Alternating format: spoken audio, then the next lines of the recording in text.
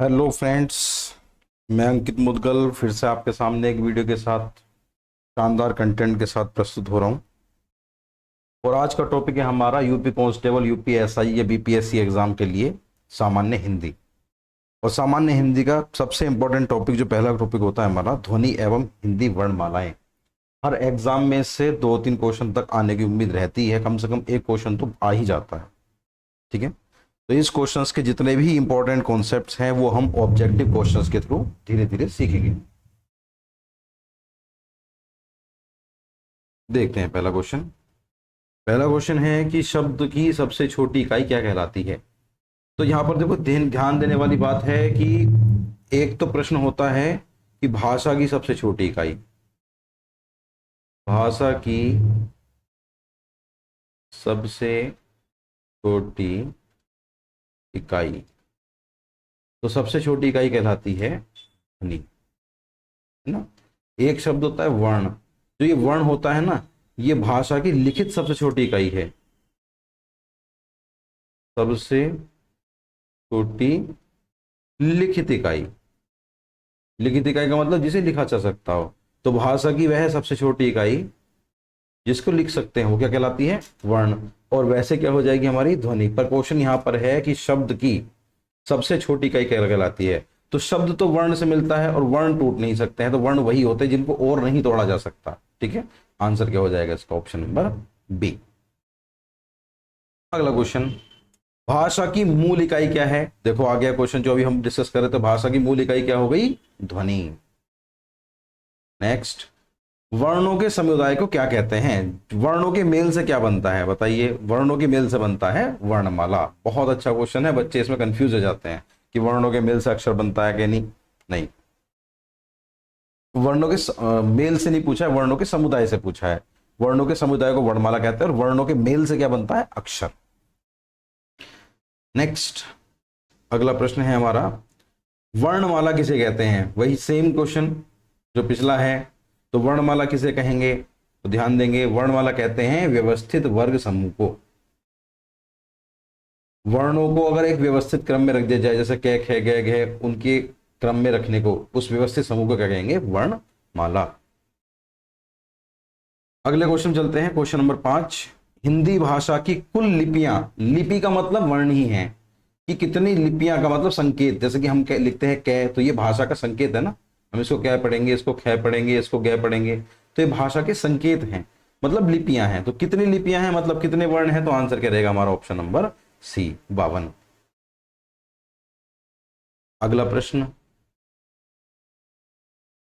अगले प्रश्न में हमसे पूछा गया है कि हिंदी में ध्वनियां कितने प्रकार की होती हैं। तो हम ध्वनि की बात करें तो हिंदी में ध्वनियां 2 प्रकार की होंगी। ध्वनियां, ये ध्वनियां कितने प्रकार की होंगी, 2 प्रकार की। या तो स्वर होंगी या फिर व्यंजन होंगी। भाई दो ही ध्वनियां तो होंगी, तो आंसर क्या हो गया, ऑप्शन नंबर ए।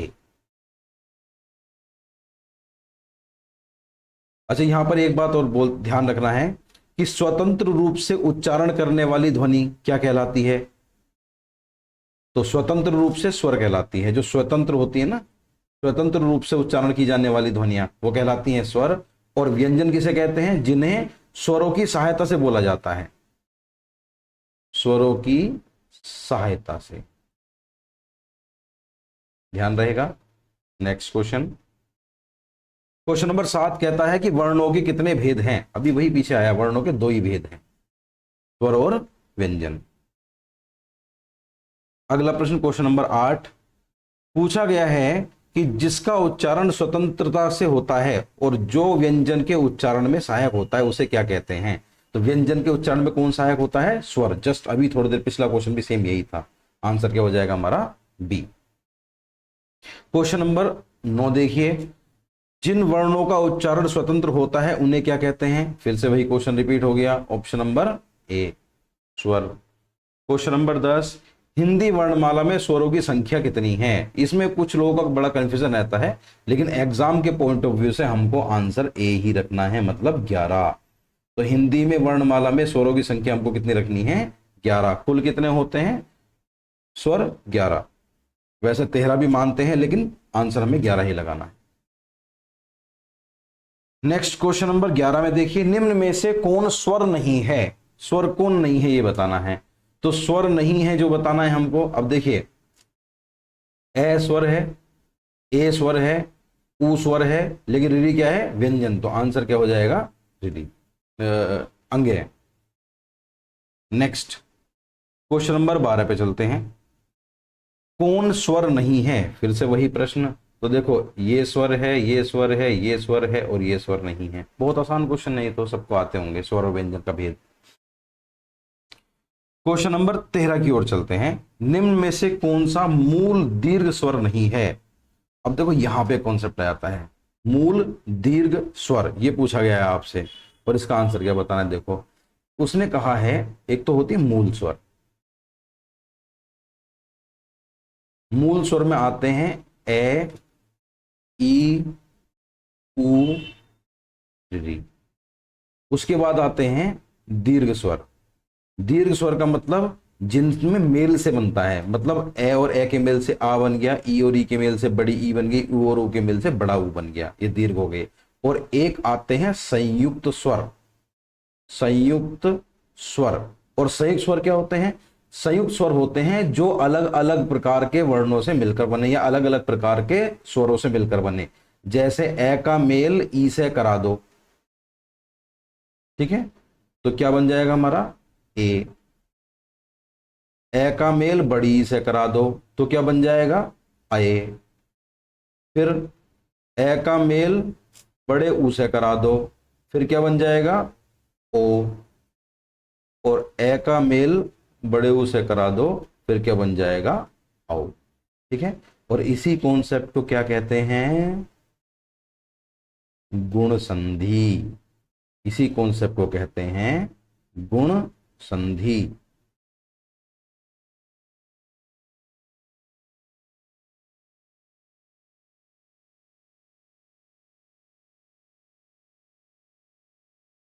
क्या कहेंगे जी इसको, गुण संधि। ठीक है, तो क्या होंगे संयुक्त स्वर, ये वाले संयुक्त स्वर हैं। अब इसने पूछा गया है कि कौन मूल दीर्घ स्वर नहीं है। तो देखो ये मूल दीर्घ स्वर है, ये दीर्घ स्वर है, ये दीर्घ स्वर है, लेकिन ओ जो है हमारा कैसा है, संयुक्त स्वर। आंसर क्या हो जाएगा, option number D. Question number 14 पे चलते हैं, पूछा गया निम्न में से दीर्घ स्वर है। तो देखो दीर्घ स्वर कौन कौन सा है। अब देखो बड़ा अच्छा क्वेश्चन, सेम जो कौन सा पीछे समझाया उसी से देखो जरा। ये तो हमारा कौन सा हो गया, मूल स्वर। ये कैसा हो गया हमारा, संयुक्त स्वर। ये कैसा हो गया हमारा, संयुक्त स्वर। और ये कैसा हो गया हमारा, दीर्घ स्वर। अगले क्वेश्चन नंबर चलते हैं हम 15 पर, निम्न में दीर्घ स्वर कौन सा है। फिर से वही क्वेश्चन, तो दीर्घ स्वर देखो ये रहा। आंसर क्या हो जाएगा इसका, ए। नेक्स्ट 16 क्वेश्चन देखेंगे, पूछा है कौन से संयुक्त स्वर हैं, अभी बताए हैं, तो ये चारों कौन से हैं, संयुक्त स्वर। अगला क्वेश्चन पूछा गया है आपसे कि मात्रा के आधार पर स्वर कितने प्रकार के होते हैं। मात्रा के आधार पर, मात्रा मतलब बोलने के उच्चारण के, वो बोलने के गैप के आधार पर। तो मात्रा के आधार पर हमने अगर बात करें तो ये इनकी संख्या होती है 3, और ये बचपन से पढ़ते आए हैं हम लोग। एक तो होता है लघु स्वर, या उसको बोल देते हैं ह्रस्व, मतलब जिनको बोलने में समय कम लगता है, ह्रस्व स्वर। एक हो जाता है हमारा दीर्घ स्वर, और एक हो जाता है हमारा प्लुत स्वर। ठीक है, ये मात्रा के आधार पर है। मात्रा का मतलब बोले जाने की अवधि, कितना समय बोलने में लग रहा है उसके आधार पर। मात्रा का मतलब ये होता है समय कितना लग रहा है। ठीक है, और इसमें देखो ह्रस्व स्वर में सबसे कम समय लगता है, दीर्घ स्वर में दुगना समय लगता है, और प्लुत स्वर में दुगने से ज्यादा लगता है, दुगने से अधिक समय लगता है। ठीक है, जैसे कि हम लिखते हैं इसको ओ, ऐसे बनाते हैं, और मैं, इसका मतलब होता है कि ये जो ओ का उच्चारण है ये 3 बार तक खींचेगा, मतलब ओम इस तरह बोला जाएगा। तो ओ को हमने 3 गुना खींचा, ओ के उच्चारण को हमने, जो उसकी आवाज होती है ओ, तो उसको हमने लंबा खींच दिया, तो इसका मतलब ये होता है। तो इसको हम क्या कहते हैं, प्लुत स्वर। इस तरह की ध्वनि को हम क्या कहते हैं, प्लुत स्वर।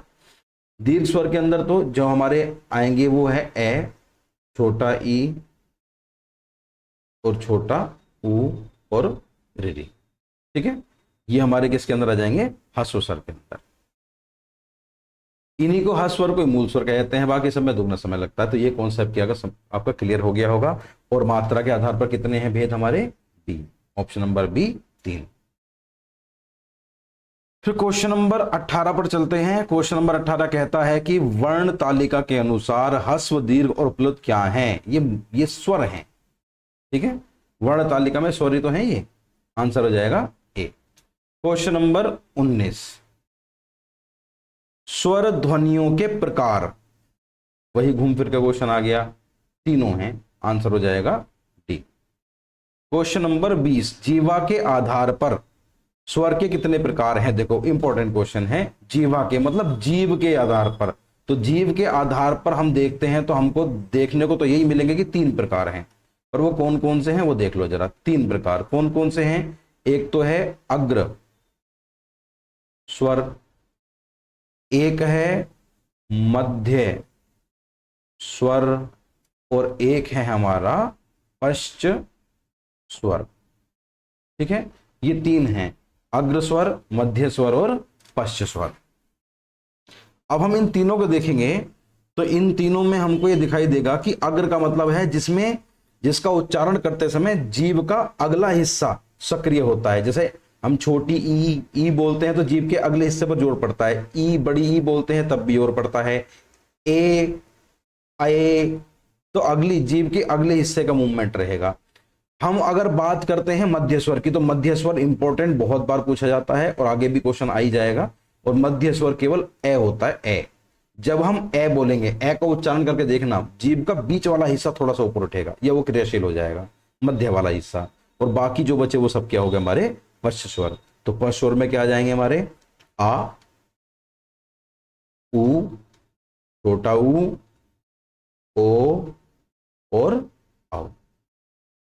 ठीक, नेक्स्ट क्वेश्चन नंबर 21 पे चलते हैं। क्वेश्चन नंबर 21 में लिखा है अर्धविवृत स्वर क्या है। अर्धविवृत, तो अर्धविवृत की बात करते हैं तो देखो इसमें आंसर तो लगेगा बी, पर होता क्या है वो बता देता हूं।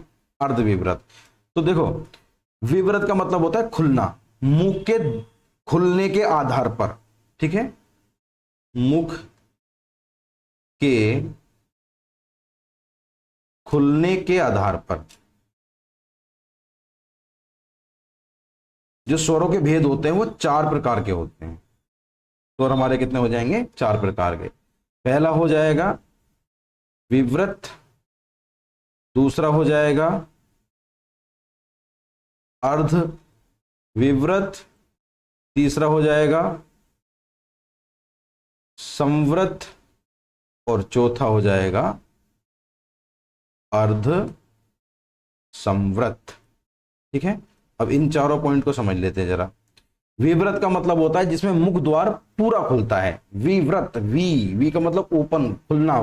विवृत का मतलब मुख द्वार पूरा खुलता है, जैसे कि हम जब तो बोलते हैं आ, तो आ में हमारा पूरा मुंह खुल जाता है, आ में। ठीक है, अब अर्धविवृत का मतलब क्या है। अर्धविवृत का मतलब है जिसका उच्चारण में मुख द्वार आधा खुलता है, जैसे कि ए। हम ए बोलेंगे तो आधा खुलेगा, आ बोलेंगे तो ज्यादा खुलेगा। तो अर्धविवृत में आ जाता है ए, ओ और औ। ठीक है, अच्छा ओ इसमें नहीं आएगा, वो संवृत में ओ औ। ओ में जो है ना, ओ में मुंह कम खुलता है, इसको यहां से हटा देंगे। अब देखो अगला है संवृत। संवृत का मतलब क्या होता है, मुंह लगभग बंद रहता है। जैसे ई बोलेंगे तो मुंह बंद रहेगा, ई बड़ी ई, ऊ बड़ा ऊ। संवृत का मतलब क्या होगा, बंद। विवृत का मतलब होता है खुला। अर्धविवृत का मतलब आधा खुला। संवृत का मतलब क्या हो जाएगा, बंद। और अर्धसंवृत का मतलब क्या हो जाएगा, आधा बंद। तो कौन कौन से अब आधे बंद में हमारे आते हैं अर्धसंवृत में ए और ओ। ठीक है, अब देखो क्वेश्चन क्या पूछा गया है, अर्धविवृत स्वर कौन सा है। अर्धविवृत, तो आंसर क्या हो जाएगा, ऑप्शन नंबर। क्वेश्चन नंबर 21 पे चलते हैं, 22 पे चलते हैं। जिसकी ध्वनि केवल मुख से निकलती है वे हैं।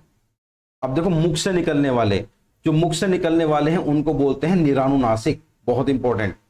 देखो दो प्रकार के ध्वनियां निकलेंगी, एक तो निरानुनासिक,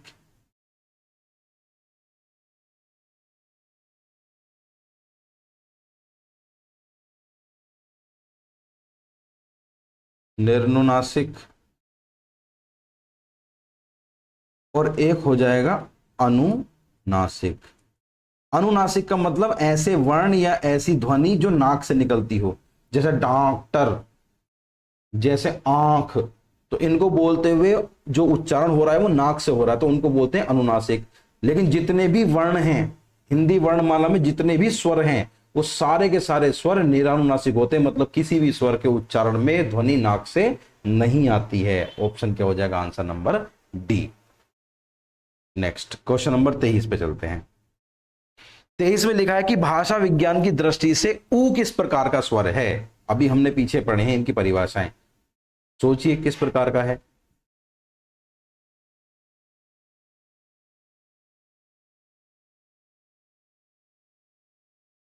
अब देखो इसमें क्वेश्चन चेंज कर दिया, अग्र संवृत और पश्च संवृत और अग्र विवृत और पश्च विवृत। तो हमको ये देखना पड़ेगा, सबसे पहली बात तो हमको ये समझनी पड़ेगी कि ऊ को बोलते हुए मुंह बंद होता है कि खुलता है? तो मुंह बंद होता है, तो विवृत वाले ऑप्शन तो हटा ही दो क्योंकि वो खुलने वाले ऑप्शन है। अब बचता है जब हम ऊ बोलते हैं, ऊ, तो ऊ बोलते समय हमारी जो ध्वनि है वो आगे से उत्पन्न होती है, अगले हिस्से से उत्पन्न होती है, कि पिछले वाले हिस्से से उत्पन्न होती है? तो हम बात करते हैं तो इसमें देखो ये वाली ध्वनियां हमारी पश्च भाग से, जीभ के पिछले हिस्से से आएंगी, जैसे आ, ऊ, बड़ा ऊ, ओ, औ, आ, ये सारी ध्वनियां हमारी कहां से आएंगी? पिछले वाले स्वर से। ठीक है, तो हमारे एक तो पहला क्वेश्चन तो हमारा यही हो गया कि हमको विवृत नहीं चुनना है, संवृत चुनना है, और अग्र है कि पश्च, तो ये देखना है। तो हमारे ऊ का उच्चारण कहां से? पश्च भाग से। तो आंसर क्या हो जाएगा इसका? डी। क्वेश्चन नंबर 24 पे आ जाओ। 24 कहता है होठों की आकृति के आधार पर निम्न में से कौन अव्रतमुखी स्वर है? अव्रतमुखी और व्रतमुखी का मतलब क्या होता है वो समझ लेते हैं। देखो जिनका उच्चारण करते हुए अगर मैं कहूं व्रतमुखी, व्रतमुखी मतलब हमारा मुंह, मुख का मतलब मुंह, और व्रत मतलब गोल, जिनका उच्चारण करते समय हमारा मुंह गोल हो जाता हो। ठीक है, तो जैसे हम बात करें ऊ, ऊ, ओ, औ, ऊ, बड़ा ऊ, ओ, औ, इन सभी को उच्चारण करने में हमारा मुंह कैसा होता है? गोल। लेकिन अगर हम बात करें अव्रतमुखी, अव्रतमुखी की, तो अव्रतमुखी में हमारा मुंह गोल नहीं होता, जैसे आ, ई, ए, आए, तो ये हो गए हमारे ए, आ, ई, ए, आए। ठीक है, एक ही मात्रा है इसमें ना, एक मात्रा। ठीक, तो ये अव्रतमुखी और व्रतमुखी कॉन्सेप्ट क्लियर हो गया होगा। अब क्वेश्चन देख लो, होठों की आकृति के आधार पूछा है अव्रतमुखी, तो देखो इसमें व्रत बनेगा, इसमें व्रत बनेगा, इसमें व्रत बनेगा, आंसर क्या हो जाएगा? ऑप्शन नंबर ई। देखिए क्वेश्चन नंबर 25, तो पूछा गया है कि निम्न में से कंठीय वर्ण कौन से हैं? अब देखो कंठीय वर्ण तो हमारी हिंदी वर्णमाला में जो वर्ण है या जितने अक्षर हैं वो हमारे वोकल कोड मतलब आवाज निकलने के स्थान के आधार पर ही उसी क्रम में रखे गए हैं। तो देखो सबसे पहले हमारे जो वोकल कोड है, या हम अपने गले की बात करते हैं, तो सबसे पीछे की तरफ है कंठ। कंठ से आगे चलते हैं तो कंठ के बाद हमको देखने को मिलती है तालु, मतलब तालव्य, जीभ लगी हुई है। जीभ के अगले वाले हिस्से को देखेंगे तो हमारे आ जाते हैं होठ, मतलब ओष्ठ्य या ओष्ठ। ओष्ठ से अब होठों के ऊपर के स्थान पर, मतलब अंदर, मुंह के अंदर की बात करते हैं, तो जो ऊपर दांतों के पीछे वाला ऊपर का हिस्सा है उसको बोलते हैं हम मूर्धन्य। मूर्धन्य के बाद देखते हैं तो उसके बाद फिर इनके मेल आ जाते हैं, जैसे कंठ और तालु का मेल आ जाएगा या कंठ और ओष्ठ का मेल आ जाएगा। अब इन्हीं से उच्चारण स्थान निकले हैं। देखो अब इसकी बात करते हैं, कंठ, तो कंठ में हमारे कौन कौन से आ जाएंगे? ए और आ, ये गले से निकलते हैं। अब हमने बात करी तालु, तो जब हम ई और बड़ी ई की बात करते तो जीभ से फर्क पड़ता है, इसलिए हमने कहा था अग्रभाग, पश्च भाग, मध्य भाग। तो अग्रभाग में कौन आए थे? ई। ठीक, तो उसमें जीभ पर अगले हिस्से पर फर्क पड़ता है। तो ई कैसे हो गए हमारे? तालव्य। इसके बाद हम बात करते हैं, अगला आता है हमारा ई के बाद में क्या आता है, ऊ और बड़ा ऊ। ये कैसे होगा हमारे, ओष्ठ्य। और इसके बाद आता है रिरी। देखो क्रम वही है एकदम, जैसा हमारे वोकल कोड का क्रम है वैसा ही हमारे वर्णों का क्रम है, रिरी। अब देखो इसके बाद जो आते हैं, इसके बाद आते हैं हमारे संयुक्त स्वर। कौन से आते हैं संयुक्त स्वर हमारे, ए, आए, और कौन सा आता है, ओ और आओ। तो ये जो संयुक्त स्वर हैं ये मिलके बने हैं। अब मैंने आपको बताया था ए और आई किससे मिलके बना है, ए और ई से, और ये किससे मिलके बने हैं, ए और ऊ से। तो देखो ये जो मिलके बने हैं ए और ई से, तो किसका मेल हो जाएगा, कंठ और तालु का। तो ये हो जाएंगे हमारे कंठ तालव्य। और ये कैसे हो जाएंगे हमारे, कंठ ओष्ठ्य। ठीक है, मुझे उम्मीद है कि ये कॉन्सेप्ट आपका समझ में आ गया होगा। तो आपसे पूछा गया है कंठीय वर्ण कौन सा है, तो अब सोच के बताइए, गले से कौन निकलता है, तो गले से निकलेगा हमारा ए। क्वेश्चन नंबर 5 का आंसर हो जाएगा हमारा बी। क्वेश्चन नंबर 26 देखेंगे, कौन सा वर्ण ओष्ठ्य नहीं है, मतलब होठ से नहीं निकलता है, ओष्ठ्य मतलब होठों से। तो उच्चारण करके देख लो, मैं में होठों की जरूरत पड़ेगी, मैं।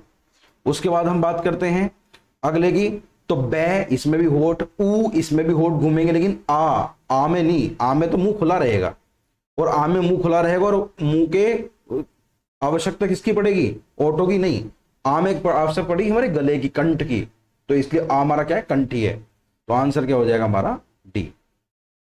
अगला, निम्न में से ओष्ठ्य कौन सा है। अब ओष्ठ्य पूछा कि है कौन सा, तो किसे बोलने में मुंह के अगले हिस्से की जरूरत पड़ेगी, तो वो खुद देख लो आप। अगर हम ऊ का उच्चारण करते हैं तो हमारा आंसर क्या हो जाएगा, ऊ, और ऊ बोलते हैं तो क्या हो जाएगा, ओष्ठ्य। क्वेश्चन नंबर 28, आगे चलते हैं क्वेश्चन नंबर 28 पर। और क्वेश्चन नंबर 28 हमारा क्या कहता है, क्वेश्चन नंबर 28 हमसे कहता है जी कि कंठ तालव्य कौन सा है, कंठ और तालु से मिलकर। और अभी मैंने बताया था, पीछे आपने देखा होगा, तो आंसर हो जाएगा इसका सी। ठीक, next question number 29। Question number 29 पूछा है कि किस वर्ण का उच्चारण स्थान कंठ तालु है, मतलब कंठ तालव्य है। फिर से वही क्वेश्चन रिपीट हो गया, आंसर क्या हो गया, बी। नेक्स्ट, ए के उच्चारण में किस चीज की जरूरत पड़ती है, कंठ और तालु की। तो आंसर क्या हो जाएगा हमारा सी। देखो कॉन्सेप्ट के साथ क्वेश्चन लगे हुए हैं, एकदम मजेदार। अगर आप ये वीडियो ठीक से देख लोगे तो मजा आ जाएगा, और सारे कॉन्सेप्ट क्लियर हो जाएंगे, और सारे क्वेश्चंस भी अच्छे से समझ में आ जाएंगे। क्वेश्चन नंबर 31 की बात करते हैं। तो 31 वाले क्वेश्चन में आपको देखो क्या मिलता है कि 31 में कहा गया है कि ओ और आओ किस प्रकार के हैं। तो ओ और आओ को बोलने में किस किस की आवश्यकता होती है, कंठ की और ओष्ठ की। तो आंसर क्या हो जाएगा, कंठोष्ठीय। क्वेश्चन नंबर 32, निम्न में ओ का उच्चारण स्थान, ओ का उच्चारण स्थान कंठ ओष्ठ। क्वेश्चन नंबर 33, ई च छ जय झ और अंगे आदि का उच्चारण किससे होता है। देखो ई और ई का तो मैं बता चुका था, तो आंसर तो यहीं से लग जाएगा आपका, क्योंकि एक ही आंसर होना है, तालु, जीभ से। लेकिन आपको एक चीज और याद रखनी है, एक तो होता है कै वर्ग, च, टे, ते, पे, कै वर्ग, च वर्ग, टे वर्ग, ते वर्ग और पे वर्ग। इनके उच्चारण स्थान याद कर लो। और मैंने जो याद कर रखे हैं वो इस प्रकार याद कर रखे हैं कि पापा जी के टी एम दिलाओ, पापा जी के टी एम दिलाओ। तो के का मतलब कंठीय, टी का मतलब तालव्य, एम का मतलब मूर्धन्य, द का मतलब दंतीय, ओ का मतलब ओष्ठीय। तो देखो पूछा क्या है हमसे, च वर्ग, च छ जय जय पूछा है, तो इसका मतलब आंसर क्या हो जाएगा, तालव्य। मुझे उम्मीद है कि ये कॉन्सेप्ट भी आपका क्लियर हो गया होगा। क्वेश्चन नंबर 34 पे आ जाओ। 34 में दिया है वर्णमाला का कौन सा अक्षर पुल्लिंग नहीं है। तो देखो बहुत इंटरेस्टिंग क्वेश्चन है। देखो हमने एक चीज देखते हैं हम बार बार कि जो पुल्लिंग शब्द होते हैं ज्यादातर उन शब्दों में, जैसे स्त्री तो ई आ गया, नदी तो ई आ गया, बालिका तो इसमें भी ई की मात्रा आ गई। जैसे बालक लिखा तो इसमें कहीं ई की मात्रा नहीं है, तो बालक कैसा हो गया? पुल्लिंग। और ये शब्द कैसे हो गए हमारे? स्त्रीलिंग। तो स्त्रीलिंग शब्दों में सामान्य तौर पर हमको देखने को मिलता है कि उसमें छोटा ई और बड़ी ई की मात्रा का प्रयोग जरूर मिलेगा। तो इसका मतलब ये कैसे हैं? स्त्रीलिंग है, और बाकी सब कैसे हैं? पुल्लिंग है। क्वेश्चन नंबर 35 पे आ जाओ। किस शब्द में रिरी स्वर नहीं है? रिरी स्वर नहीं है, बड़ा ही इंटरेस्टिंग, अब दिख भी रहा है साफ सामने। खैर आंसर क्या हो जाएगा इसका? डी। पर इसमें ऑप्शन चेंज होते तब ये इंटरेस्टिंग बन सकता था, और भी थोड़ा टिपिकल हो जाता। नेक्स्ट क्वेश्चन नंबर 36 की तरफ चलते हैं। सेम क्वेश्चन है इसमें, अब ये इंटरेस्टिंग बन गया है क्वेश्चन, देखो। पर इसमें भी आपको देखने को मिलेगा कि इसमें पूछा गया है रिरी की मात्रा का उपयोग हुआ है, ये पूछा है। तो देखो यहां ध्यान देना, जिसमें ये मात्रा लगती है ना ऐसे री वाली, तो ये जो रे की मात्रा होती है, ठीक है। ये जो मात्रा लगती है ये होती है अर की मात्रा, अर, ठीक। और ये जो मात्रा लगती है ये वाली, ये मात्रा होती है हमारी रिरी की मात्रा, ठीक है। तो ये मात्राओं का ज्ञान भी आपको हो गया होगा। तो आंसर क्या हो जाएगा उसका? Option number D. बहुत इंटरेस्टिंग क्वेश्चन, कांस्टेबल एग्जाम में इस तरह के प्रश्न आपको देखने को जरूर मिलेंगे। हाँ, क्वेश्चन देखिए, निम्न में से कौन से शब्द में अनुनासिकता है? देखो अनुनासिकता मैं पहले भी समझा चुका हूं। अनुनासिकता का मतलब जिसमें जो ध्वनि का आवाज है वो मुंह के साथ साथ नाक से भी आए। तो पढ़ लेते हैं शब्द को, उसी से क्लियर हो जाएगा। संभावित, संभावित कहीं भी नाक से आवाज का मतलब नहीं है। संभावना, नाक नहीं आ रही। संभव, नाक नहीं आ रही है। संभालना, यहां देखो भालना, इस भय आल है, भालना, यहां नाक के अंदर से ध्वनि जाएगी, इसमें देखो उच्चारण करना आप। आंसर क्या हो जाएगा? डी। क्वेश्चन नंबर 38 पे आ जाओ। एक से अधिक वर्णों के मेल को क्या कहते हैं? भाई एक से अधिक वर्णों का मेल होगा तो व्यंजन कहलाएगा, ठीक है। अगला प्रश्न, हिंदी वर्णमाला में व्यंजनों की संख्या कितनी होती है? तो देखो संख्या के बारे में बात करते हैं, तो संख्या के बारे में 11 तो हमारे होते हैं स्वर, और 33 हमारे होते हैं व्यंजन। और एक क्वेश्चन पूछ लेता है मूल वर्ण कितने हैं? मूल वर्ण संख्या हो जाती है 44। और एक पूछ लेता है संयुक्त व्यंजन कितने हैं? संयुक्त व्यंजन मतलब दो अलग अलग व्यंजन के मेल से बनते हो, तो वो हैं 6, त्रय, ज्ञ और श्रेय, ठीक है। तो ये बनेगा कै और शय के मेल से, ये बनेगा तय और रै के मेल से, ये बनेगा जय और अंग्य के मेल से, और ये बनेगा शय और रै के मेल से, ठीक है। तो इनको हम क्या बोलेंगे? संयुक्त व्यंजन।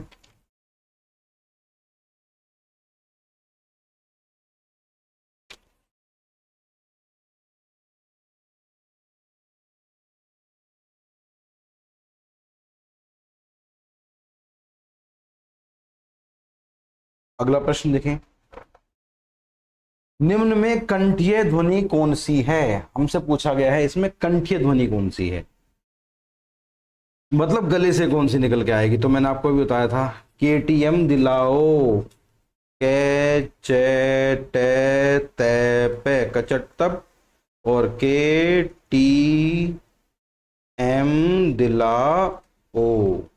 हमसे पूछा गया है कंठीय, कंठे का मतलब कै का मतलब पहला। आंसर क्या हो जाएगा? ए। क्वेश्चन नंबर 40 का आंसर ए। क्वेश्चन नंबर 41 पर चलते हैं। पूछा गया है उच्चारण स्थान के आधार पर निम्न में से कौन सा दंती है? दंत का मतलब दांत। अब देखो उच्चारण करके पता चल जाएगा, रटने की जरूरत नहीं है आपको। मैं का उच्चारण करेंगे दांत पर जीभ लग रही है क्या? नहीं। ले का करेंगे ले, तो ले में देखो जीभ दांतों पर लग रही है ना, और दांतों के ऊपर वाले हिस्से पर लग रही है, ठीक है। तो ले कैसा हो जाएगा हमारा? दंती है। आंसर क्या हो जाएगा? बी। अगला क्वेश्चन, घ का उच्चारण स्थान कौन सा है? घ, घ, घ में हमारे गले की कहां से आ रही है? पीछे से, कैसे? कंठी है। और घ कौन से वर्ग का है? कै वर्ग का। तो कै वर्ग का है कै, खे, गे और घे। ये हमारा कौन से वर्ग का हो गया? कै वर्ग का। और कै वर्ग की ध्वनि कहां से आती है? कंठ से। इसको बोलते हैं कंठीय। नेक्स्ट क्वेश्चन नंबर 42 से 43 पे चलते हैं। हिंदी की श ध्वनि है। अब देखो श, श का उच्चारण करते हैं तो श, श एक तालव्य ध्वनि है। श, श में जीभ का बहुत काम आएगा। श, श जीभ को किसी एक स्थान पर रखकर श नहीं बोल सकते, हम जरूर मूव करनी पड़ेगी। तो श का स्थान कैसा आ गया हमारा? तालव्य। 43 का आंसर क्या हो जाएगा? बी। क्वेश्चन नंबर 44 पर चलते हैं। तालव्य व्यंजन क्या है? तो के टी एम। तालव्य के टी मतलब कै च। अब देखो च के आगे क्या आ गया? टी मतलब तालव्य। तो आंसर क्या हो जाएगा इसका? बी। 44 का आंसर हो जाएगा हमारा बी। 45, च और छ वर्ण का उच्चारण स्थान कौन सा है? च छ कहां से आएगा? तालु से। आंसर क्या हो जाएगा इसका? ए। क्वेश्चन नंबर 46 पर चलते हैं। यह का उच्चारण स्थान क्या है? बहुत इंपॉर्टेंट क्वेश्चन है ये। क्वेश्चन इस तरह के बहुत बार पूछे आते हैं। यह का उच्चारण स्थान, तो यह का उच्चारण स्थान देखो, यह भी श और यह एक ही कैटेगरी में है और इनका स्थान जीव की सहायता से, मतलब जीव को हिला कर ही निकलता है। आंसर क्या हो जाएगा? डी। क्वेश्चन नंबर 47, निम्न में तालव्य ध्वनि है। तालव्य ध्वनि का मतलब तालु से, जीभ से निकल रही है। तो जीभ से हमने देखा श निकलता है। आंसर क्या हो जाएगा? सी। 48, हिंदी में तालव्य ध्वनि है। आंसर हो जाएगा ए। श का उच्चारण स्थान है। आंसर हो जाएगा बी। सारे क्वेश्चन वही हैं। एक कॉन्सेप्ट अगर एक बार समझ में आ गया फिर सारे क्वेश्चन आपसे हो जाएंगे। क्वेश्चन नंबर 50 देखते हैं। च वर्ग ध्वनियां। आंसर क्या हो जाएगा? सी तालव्य। पढ़ चुके हैं, बार बार आप पीछे करके देख सकते हैं इसको ना, बार बार रिवाइज कर सकते हैं आप इसका। क्वेश्चन नंबर 51, ढ वर्ग का उच्चारण स्थान। देखो हमको वर्ग के बारे में अगर पता होगा तो वर्ग हमको मालूम है। एक तो होता है हमारा कै वर्ग, एक होता है हमारा च वर्ग, ट वर्ग, त वर्ग और पे वर्ग। ठीक है। अब जो हमारा ढ आता है वो आता है टे ठे ढे ढे। तो टे ठे डे और ढे। तो ढे कौन सा हो गया? चौथा हुआ हो गया। तो आंसर क्या हो जाएगा इसका? Option number D. Question number 52 पे चलते हैं। 52 कहता है निम्नलिखित में से कौन सा वर्ण उच्चारण की दृष्टि से दंतीय नहीं है, मतलब दांत किस पर टच नहीं होता? भाई टे है, सीधा सीधा दिख रहा है।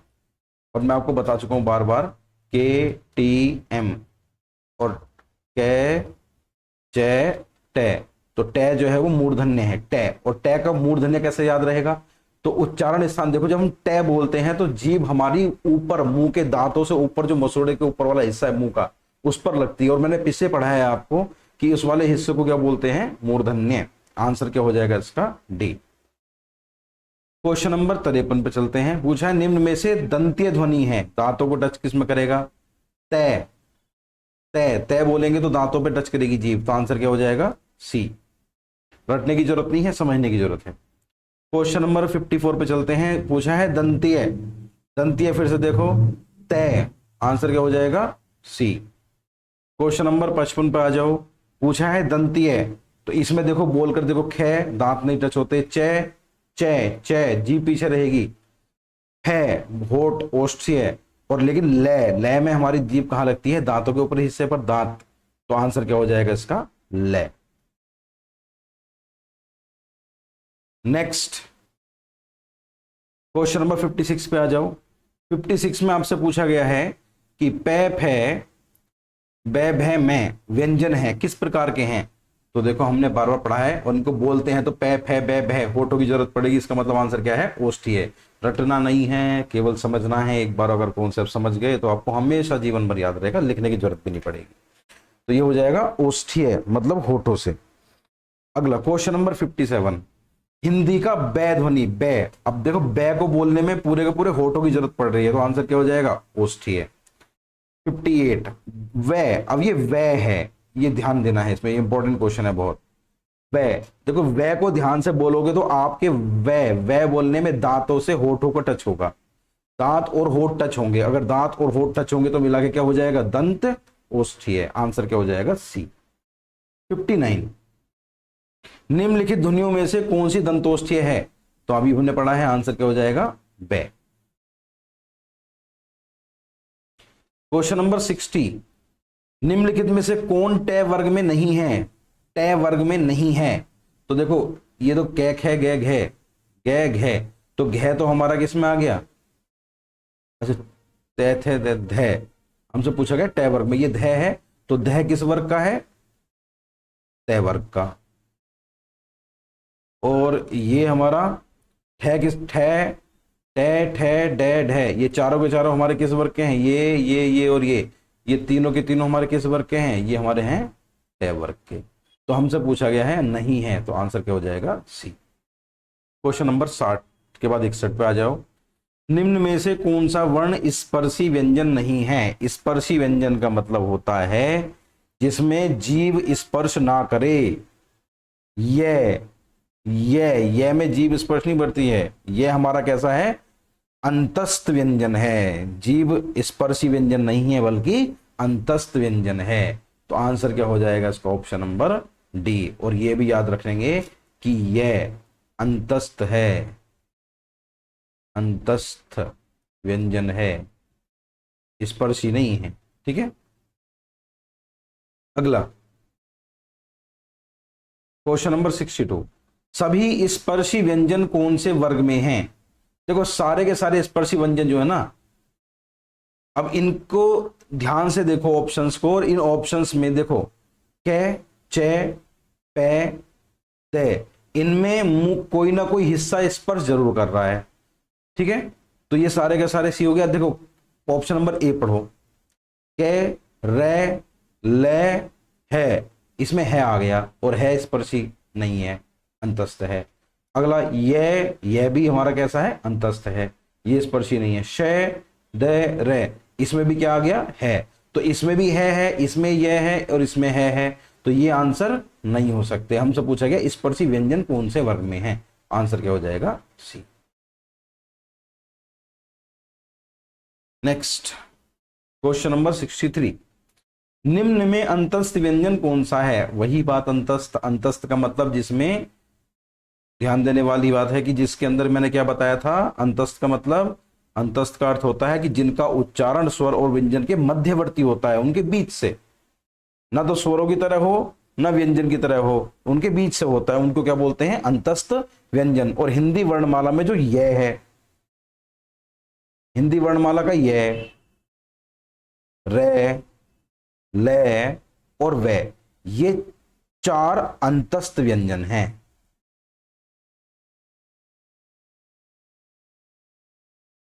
हिंदी वर्णमाला में अंतस्थ व्यंजन कितने हैं, 4, ये, रे, ले और वे। और ये और वे, इन दोनों को अर्ध स्वर भी कहते हैं, ये भी ध्यान रखना है, अर्ध स्वर भी कहते हैं। तो आपसे पूछा गया है अंतस्थ, तो ऑप्शन नंबर क्या हो जाएगा, सी। क्वेश्चन नंबर 64 पे आ जाओ, निम्न में से अंतस्थ व्यंजन कौन सा है, तो आंसर क्या हो जाएगा, बी। अगला आ जाओ, वह कैसा है, तो अंतस्थ है। अगला आ जाओ, यह रे ले वे किस प्रकार के हैं, तो अंतस्थ हैं। अगला आ जाओ, वह व्यंजन है, किस प्रकार का है जी वह व्यंजन, तो वह व्यंजन हमको देखने को मिलता है जी, वह व्यंजन किस प्रकार का है, अंतस्थ है। अगले आ जाओ 68 पर आ जाओ, ऊष्म व्यंजन कौन सा है, हमसे पूछा गया है ऊष्म व्यंजन। तो ऊष्म का मतलब क्या होता है, ऊष्म का मतलब रगड़, जहां पर घर्षण लगता हो। ऊष्म का मतलब होता है घर्षण। तो जिन व्यंजनों का उच्चारण करते समय वायु मुख से किसी विशेष स्थान से घर्षण करे, है ना, तो ऊष्म का मतलब क्या होता है, घर्षण, वायु का घर्षण, वायु हमारे मुंह से निकलते हुए किसी विशेष स्थान से घर्षण करे, तो उन्हें क्या कहते हैं हम, ऊष्म व्यंजन। और ऊष्म व्यंजन कौन कौन से होते हैं, जैसे कि श, श, से और है, ये हमारे कैसे हैं, ऊष्म इसमें घर्षण पैदा हो रहा है। तो इसमें इनमें से कौन सा ऑप्शन है, आंसर क्या हो जाएगा, ए। क्वेश्चन नंबर 69, कौन सा ऊष्म व्यंजन नहीं है, मतलब घर्षण किसमें नहीं है, गे में घर्षण नहीं है, बाकी तीनों में है। आंसर क्या हो जाएगा, सी। क्वेश्चन नंबर 70 क्वेश्चन पूछा गया है, अंतस्थ और ऊष्म व्यंजन कितने हैं। अगर हम अंतस्थ और ऊष्म की बात करेंगे तो इनकी संख्या कितनी है, 8। तो देखो मैंने अंतस्थ आपको बताए थे, अंतस्थ ये हो गई ये, रे, ले और वे। और उसके बाद मैंने आपको क्या बताया, ऊष्म। ऊष्म में आपसे पूछे तो ऊष्म में हमारे देखो व्यंजन कौन कौन से हैं। ऊष्म में हमारे व्यंजन हैं शय, से, और है, ये 4 व्यंजन। ठीक है, तो टोटल संख्या कितनी हो गई, 4 ये हो गए और 4 ये हो गए, तो कितने हो गए, 8। आंसर क्या हो गया, बी। क्वेश्चन नंबर 71, दो व्यंजन जब एक साथ मिलते हैं तो क्या कहलाते हैं, संयुक्त व्यंजन कहलाते हैं। संयुक्त व्यंजन है ना, जैसे कि हमारे संयुक्त व्यंजन कितने हैं, 4। तो हमने ये भी ध्यान रखेंगे कि संयुक्त व्यंजन की संख्या कितनी है, 4। और कौन कौन से हैं ये, 6, त्रय, गे और श्रेय।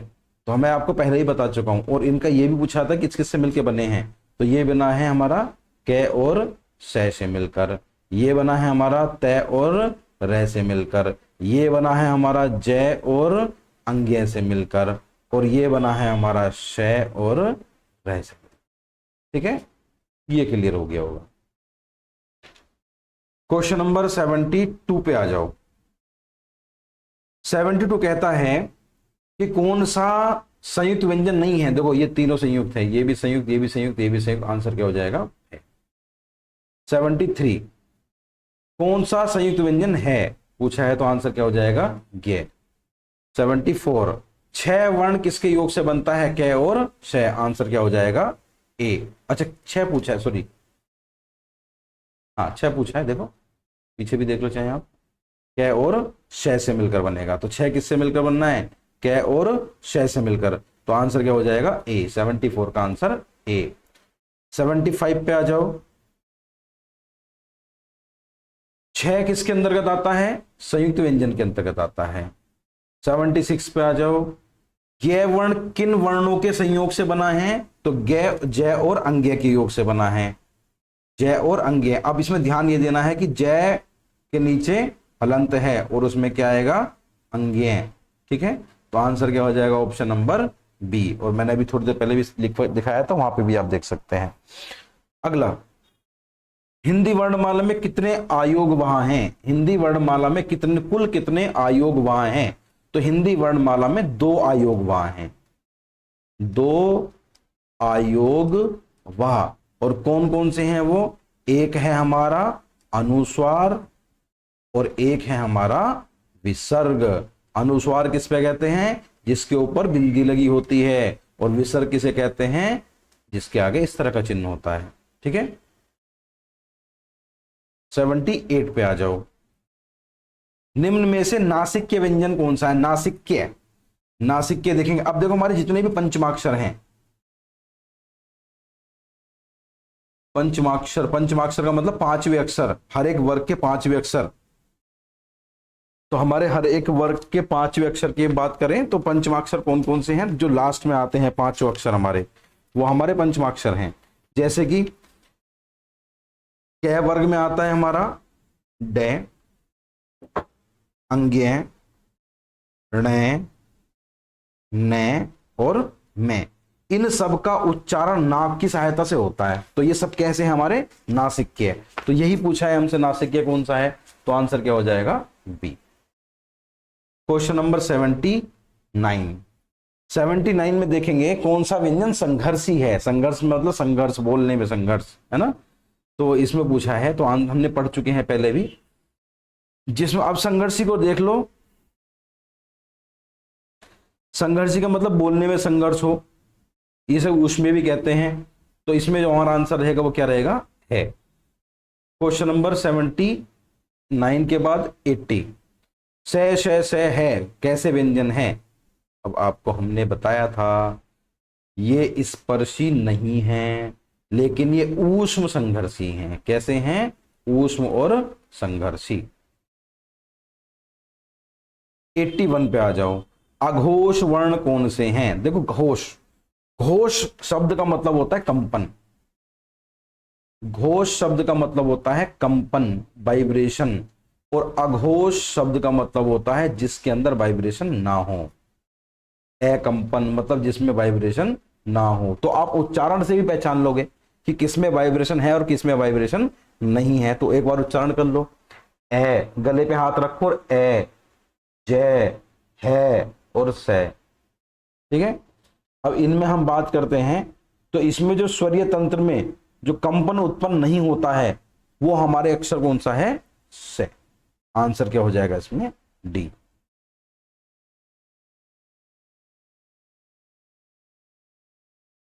एक चीज और याद रखेंगे कि अघोष अगर याद रखना है, अघोष, तो अघोष का मतलब होता है हर वर्ग का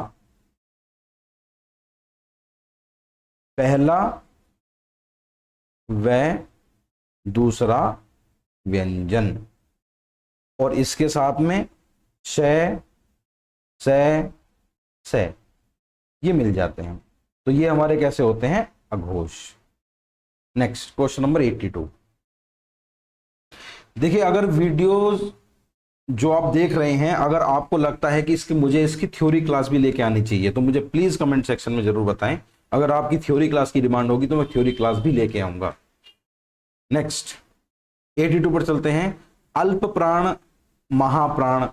देखो, प्राण शब्द का जो मतलब होता है ना, प्राण, प्राण का मतलब होता है वायु।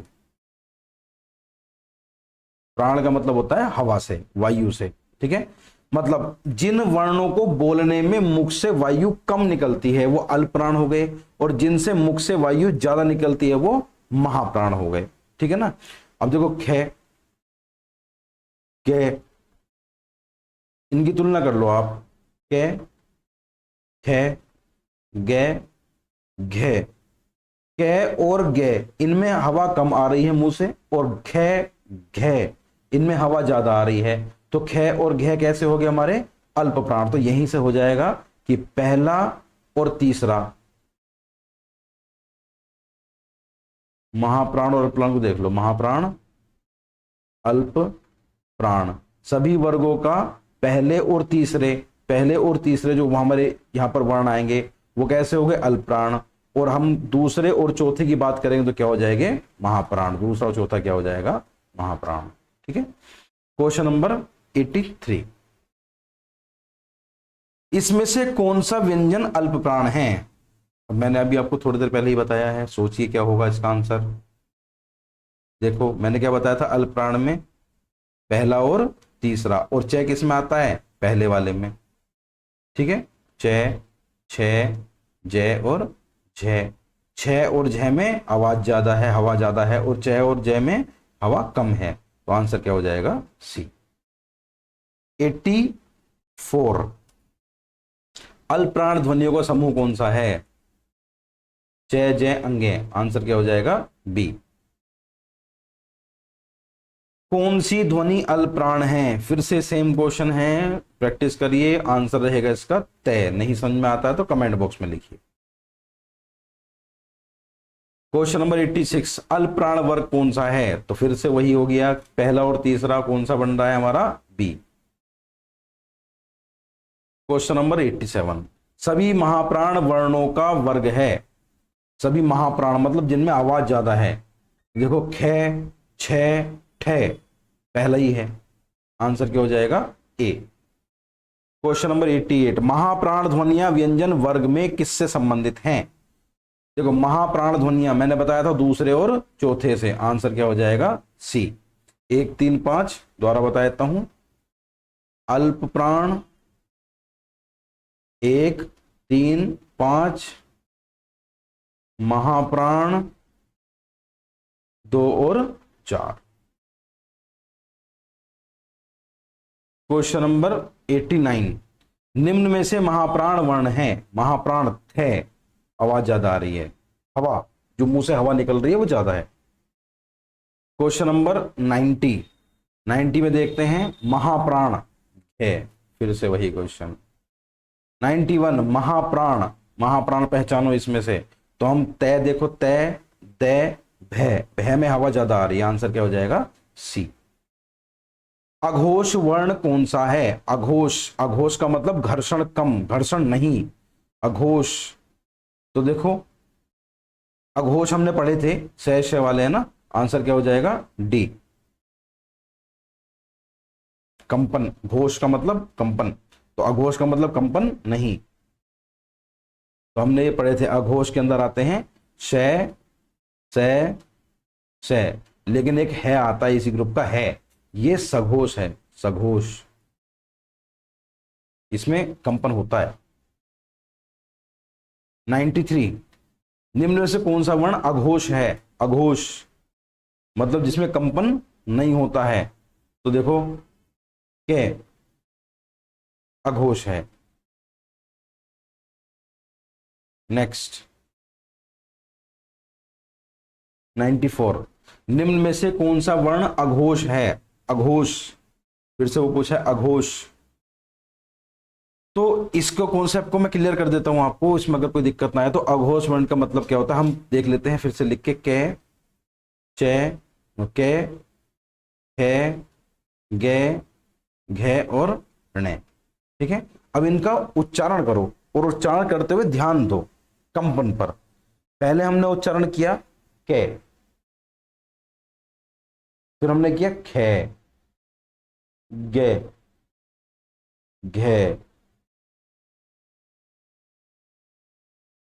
तो अब हम देखो ध्यान देंगे तो गे, गे, घे, णे, इन तीनों में कंपन ज्यादा महसूस होगा।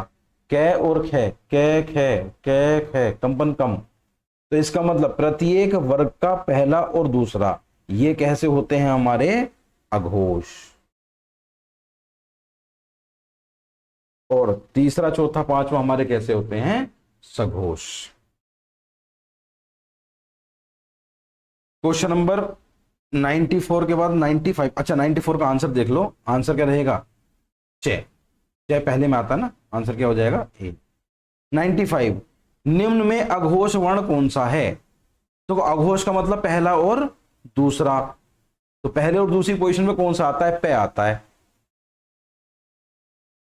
आंसर क्या हो जाएगा ए। क्वेश्चन नंबर 96 निम्न में से कौन सा वर्ण घोष है?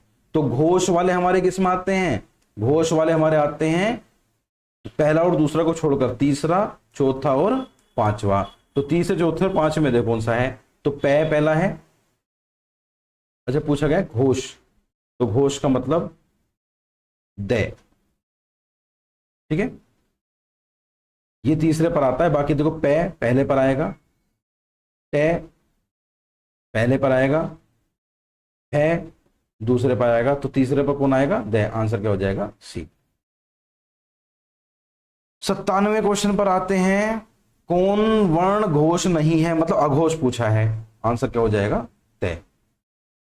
98 आते हैं, निम्न में से घोष वर्ण कौन सा है? तो घोष हमारा हो जाएगा जय, 30 नंबर पर आ रहा है।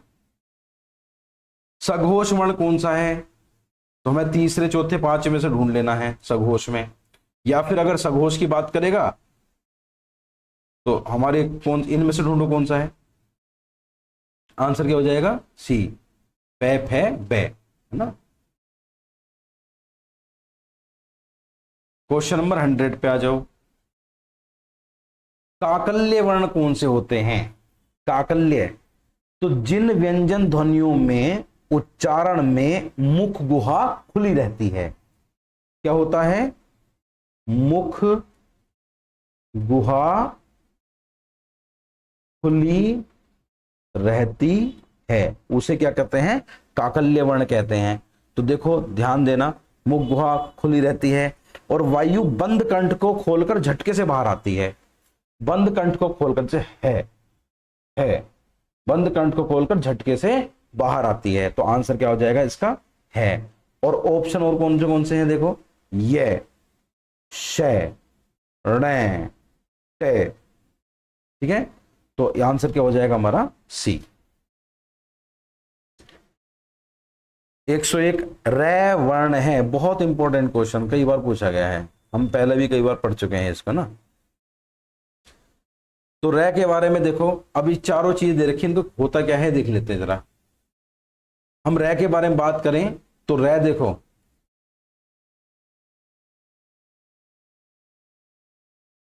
वत्सर्य भी है, रै लुंठित भी है, रै सघोष है, और रै अल्प प्राण भी है। ठीक है, अल्प प्राण, ये चारों है। अब ये होते क्या है वो समझ आ रहा। वत्स्य का मतलब दांतों और मसूड़े के मिलने का स्थान। यहां पर क्या होता है, दांत व मसूड़ों के मिलने का स्थान, जहां मूर्धन्य से नीचे वाला हिस्सा है ना। तो रे, रे देखो बार बार ही टच होगा, रे, ने, ले, से, है ना। तो ये जो स्थान है देखो, रे, ने, ले, से, ये इसी स्थान से टच होते हैं बार बार। ठीक है, कभी क्वेश्चन आए तो ध्यान रखना।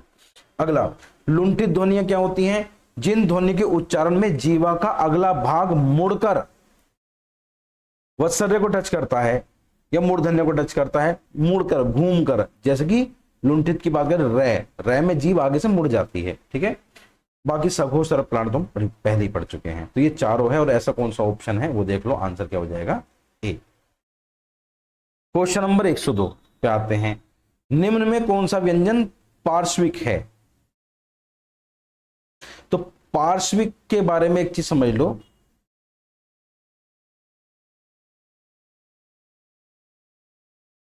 पार्श्विक का मतलब होता है जिन ध्वनियों के उच्चारण में जीवा का अग्रभाग वत्सर्य का स्पर्श करता है, मतलब मसूड़े और दांत के बीच वाले हिस्से को स्पर्श करता है, और साथ में श्वास जीवा के दोनों पार्श्वों से निकलती है। जीवा के दोनों पार्श्व से, मतलब अब बोल के देखो जरा मेरे साथ में, ले, ले, दोनों साइडों से हवा निकलेगी, साइड से, ले। ठीक है, तो पार्श्व क्या हो गया हमारा ले, आंसर क्या रहेगा डी। क्वेश्चन नंबर 103, निम्न में अर्ध स्वर कहलाता है। तो हमने अभी पढ़ा है थोड़ी देर पहले कि अर्ध स्वर हमारे कौन कौन से कहलाते हैं, ये और वे, ये क्या कहलाते हैं अर्ध स्वर। रे क्या है लुंठित, और ले क्या है पार्श्विक। ये चारों क्वेश्चन इंपॉर्टेंट हैं। ठीक है, तो आंसर क्या हो जाएगा इसका ए। क्वेश्चन नंबर 104, स्पर्श व्यंजन कंठीय ध्वनि, अघोष और महाप्राण ध्वनि, ये पूछा गया है आपसे। स्पर्शी भी होना चाहिए, कंठीय भी होना चाहिए, अघोष भी होना चाहिए, महाप्राण भी होना चाहिए। ठीक है, तो ये चारों डेफिनेशन पता होंगी तो आप आंसर निकाल पाएंगे। मैं आंसर बता देता हूं, तो इसमें हम देखेंगे खे को, खे स्पर्शी व्यंजन भी है, तो वर्गीय जितने व्यंजन है सारे के सारे स्पर्शी होते हैं। उसके बाद कंठीय, तो खे का स्थान भी कंठ से है, पहले कै वर्ग का स्थान कंठीय होता है। अघोष, तो अघोष में हमने देखा है कि पहला और दूसरा जो व्यंजन होता है वो कैसा होता है अघोष होता है, और तीसरा चौथा पांचवा कैसा होता है सघोष होता है। फिर हम महाप्राण की बात करते हैं, तो महाप्राण में दूसरा और चौथा ये कैसा होता है महाप्राण होता है, और पहला तीसरा पांचवा कैसा होता है अल्प प्राण होता है। तो ये सारी विशेषताएं इसके साथ जा रही हैं, आंसर क्या हो जाएगा सी। क्वेश्चन नंबर 105 पे चलते हैं, कौन से शब्द में रै व्यंजन नहीं है। मैंने पहले ही बताया, देखो रै व्यंजन नहीं है, ये पूछा गया है आपसे। तो रै व्यंजन हमें देखो, ये जो मात्रा है ना इस वाले के अंदर हमसे पूछा गया रै व्यंजन का, तो ये जो ये वाली मात्रा होती है रिरी की मात्रा होती है। किसकी मात्रा होती है ये रिरी की मात्रा होती है, रिरी। ठीक है, आंसर क्या हो जाएगा डी। भाई इसमें भी रै है इसमें भी र है, इसमें अर है, ठीक, तो इसमें आंसर हो जाएगा डी। क्वेश्चन नंबर 106 पे आते हैं। अनुस्वार के संबंध में कौन सा कथन उपयुक्त नहीं है? तो अनुस्वार, इनमें अंक की बिंदी के रूप में लिखा जाता नहीं, गलत। देखो, अनुस्वार को इस प्रकार लिखा जाता है, ठीक है, आंसर क्या हो जाएगा इसका? डी। पूछा है नहीं है तो यही हमारा आंसर हो जाएगा।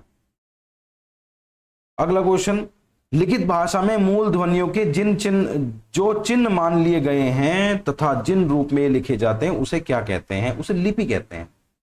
जो चिन्ह होते हैं ना, संकेत या चिन्ह, वो क्या कहलाते हैं? लिपि। लिपि क्या होता है? संकेत या चिन्ह, ठीक। क्वेश्चन नंबर 108 पे चलते हैं। जब एक ही ध्वनि का द्वित हो जाता है तो उसे क्या कहते हैं? उसे युग्मक ध्वनियां कहते हैं, है ना। जहां पर द्वित हो जाता है, द्वित का मतलब मिल जाती है जहां पर ध्वनियां, उसको क्या बोलते हैं? युग्मक ध्वनियां बोलते हैं। तो जिसमें दो या दो से अधिक व्यंजन ध्वनियां परस्पर संयुक्त होकर के स्वर के सहारे बोली जाती हैं, ठीक है। नेक्स्ट, जिन शब्दों के अंत में ए आता है उन्हें क्या कहते हैं? भाई, जिनके लास्ट में आ आएगा उनको अकारांत कहते हैं। जिनके लास्ट में आ आएगा उनको आकारांत कहते हैं। जिनके लास्ट में ई आएगा उनको इकारांत कहते हैं। जिनके लास्ट में उ आएगा उनको उकारांत कहते हैं। बहुत आसान क्वेश्चन है। क्वेश्चन नंबर 110, हिंदी शब्द में छह का क्रम किस वर्ण के बाद आता है? बहुत बार देखो, छह किससे मिलके बना है? क और श से, तो किसके बाद आएगा? क के बाद, ठीक है। तो आंसर क्या हो जाएगा इसका? हमारा ए। शब्दकोश पूछा है ना, शब्दकोश में इसी अनुसार आता है। अगला 111, हिंदी शब्दकोश में सबसे पहले कौन शब्द आता है? हिंदी कोश में सबसे पहले कौन सा आएगा भाई, ये पहचानना है। तो सबसे देखो, रिरी, तो रिरी से तुम पहचान नहीं सकते, इसको हटा दो, इसको हटा दो, इसको हटा दो और इसको हटा दे। अब दूसरा वर्ण सबसे पहला कौन सा है वो देख लो जरा। अब देखो यहां पर देखो, गै तो हमें लग रहा है कि गै पहले आएगा, नहीं, पर इसको ध्यान दो, छह। छह किसके पहले आता है? कै के पहले आता है। और कै किसके पहले आएगा? गै। तो आंसर क्या हो जाएगा? बी। बहुत अच्छा क्वेश्चन। क्वेश्चन नंबर 112, स्वर शब्दकोश में कौन सा शब्द सबसे पहले आएगा? तो सबसे पहले आने वाला शब्द इसमें पूछा गया है। तो देखो, ए तो सब में आ रहा है, सॉरी, इसको देखो जरा, इसमें ए सब में आ रहा है, तो ए इसमें भी आएगा, इसमें भी, सब चारों में ए आ रहा है। तो लेकिन हम इस ए से हटा देंगे। देखो, हम बात करते हैं इसकी, ए चारों में आ रहा है, लेकिन हमको ये भी ध्यान रखना है कि जो आ है, आ, ये शब्दकोश में पहले आएगा, आ से, ये आ से पहले आएगा, ठीक है। तो आ पहले आएगा आ से। अब देखो, ये नहीं आ सकता, ये नहीं आ सकता, इन दोनों में से चूज करना है। तो ख पहले आएगा, च बाद में आएगा। आंसर क्या हो जाएगा? ए। अगला क्वेश्चन, क्वेश्चन नंबर 113, दीर्घ वर्ण का वर्ण विच्छेद बताना है। देखो, दीर्घ वर्ण का वर्ण विच्छेद, तो देखो, द है इसके अंदर, इसमें से ये जो मात्रा है रिरी की है, मैं पहले बता चुका हूं, रिरी की मात्रा है। तो यहां आ जाएगा हमारा रिरी। उसके बाद में गे आया है, और गे के बाद में क्या आया है? ए, है ना। और इस ए को क्या बोलते हैं? खड़ी पाई, ठीक। क्वेश्चन नंबर 114 पे आ जाओ। उद्यान का शुद्ध विच्छेद बताना है। तो भाई, ऊ टूट जाएगा, फिर द निकल जाएगा अधूरा, फिर यहां से ये आ जाएगा, फिर यहां पे हमारा आ है वो आ जाएगा, ठीक है। ये आ गया, ये के साथ में आ गया, और आ के साथ में हमारा न आ गया, और न के बाद में हमारा ए आ गया। अच्छा, इन चारों में इसमें देख लेते हैं, ऊ द तो अधूरा है, यह पूरा है, द अधूरा है, तो ये आंसर गलत हो जाएगा, ये गलत हो जाएगा, ये हो जाएगा, आंसर क्या हो जाएगा? सी।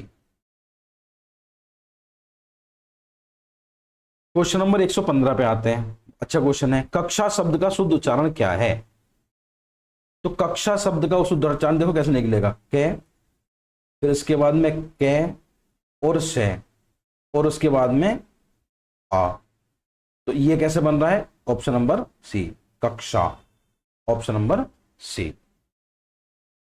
तो मेरी तरफ से आपके लिए ये वीडियो आया है, वीडियो पूरा देख लिया होगा आपने, तो जरूर लाइक और शेयर करना। और मैं आपके लिए जो कंटेंट तैयार कर रहा हूं वो आपके एग्जाम में आपकी बहुत हेल्प करने वाला है, ठीक है? तो प्लीज लाइक करें, सब्सक्राइब करें, शेयर करें, अपने दोस्तों के साथ शेयर करें। और अगर इससे रिलेटेड कोई भी क्वेरी है तो कमेंट बॉक्स में लिखें, मैं आपके क्वेश्चंस का रिप्लाई जरूर करूंगा। धन्यवाद।